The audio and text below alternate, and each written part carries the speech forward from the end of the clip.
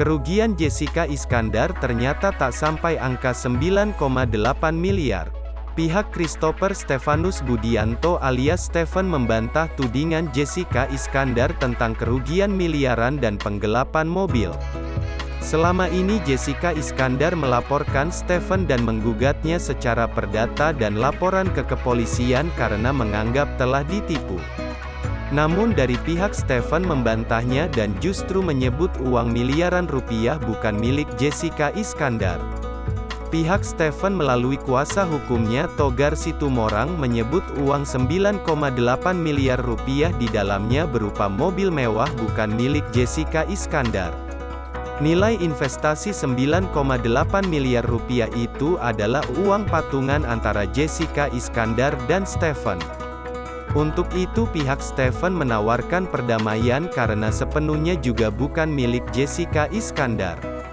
4 syarat perdamaian yang dimintakan kepada Jessica Iskandar yang disampaikan Togar Situmorang. Keinginan kami pertama adalah mencari yang terbaik agar permasalahan ini cepat selesai. Masalah bukan yang di Pengadilan Negeri Jakarta Selatan saja, tapi termasuk pihak penggugat mencabut laporannya di Polda Metro Jaya, jelas Togar.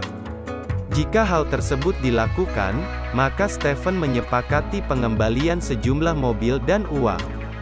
Yang kedua, kita sudah menawarkan bagian dari mediasi tadi terkait pengembalian dari unit kalau dikatakan itu milik dia, Jessica Iskandar, yaitu mobil Alphard, Mini Cooper. Stephen mau mengembalikan Alphard dan Mini Cooper jika Jessica Iskandar terbukti memiliki surat-suratnya. Sementara itu, Jessica mengaku telah menyerahkan surat-surat beserta BPKB-nya begitu saja kepada Stephen karena terlalu percaya. Yang ketiga terkait pengembalian, ada dana sekitar $3.000 Amerika Serikat, ungkap Togar. Tidak hanya itu, Stephen juga meminta Jedar meminta maaf karena telah membuat namanya jadi sorotan. Diketahui, Jedar sempat mengunggah foto Stephen di media sosialnya. Postingan tersebut membuat sosok Stephen semakin jadi sorotan.